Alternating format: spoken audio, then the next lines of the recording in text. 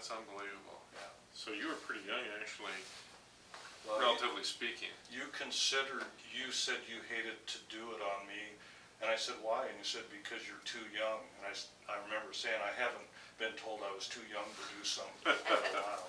You were 43, or? I was, in 2001, I was 49. Okay, 49. sorry, okay. Yeah. Well, so you're doing well at this point, and tell me a few of the things that you do.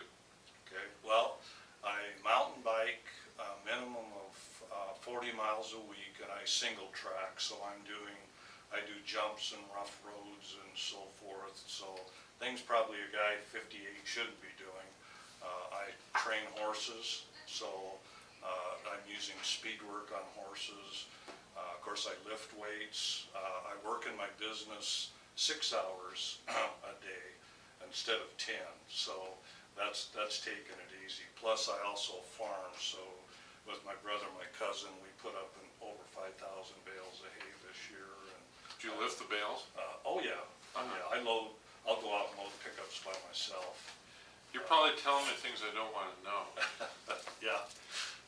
My GP already knows. I suppose it's a waste of time to tell you you're doing things that you shouldn't be doing. And I said, yeah, it is a waste of your time. Well, you're in great shape, and you're healthy, and just your ability to move this ankle obviously lets you do some things like in your horse riding. That really helps, doesn't it? Oh, absolutely. I mean, you have to be able to drop your ankles to ride when you're doing speed work, and so it's a natural stretch of my Achilles tendon. So my flexibility is actually at its best after I get through a training session or riding. To me, it's an enjoyable way to stretch my Achilles. Well, that's amazing. How's your pain relief?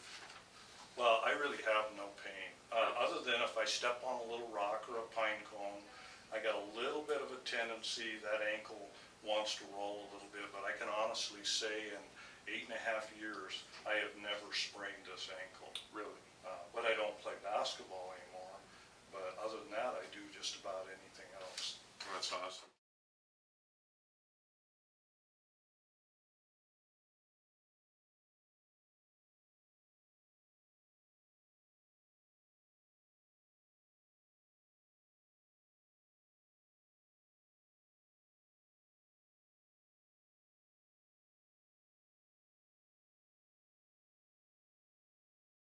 Okay, so I come between the chairs for weight distribution. Then I can pry forward instead of the way that you had shown me, doctor had shown me to lean against a counter. I can get greater flexion here. And then if you get to where, with the balance, to where you can put your hands out and then bring them up, here it creates a lot of balancing through the ankle and through your glutes. You really feel it there. Then, what I like to do is rock back, and this, I still have stiffness here, and start to pull that. And then at that the point, front of your ankle. this one is really a good stretch. And then I start to pull up. The sense that I got, I had a weakness that almost felt like what they call drop foot.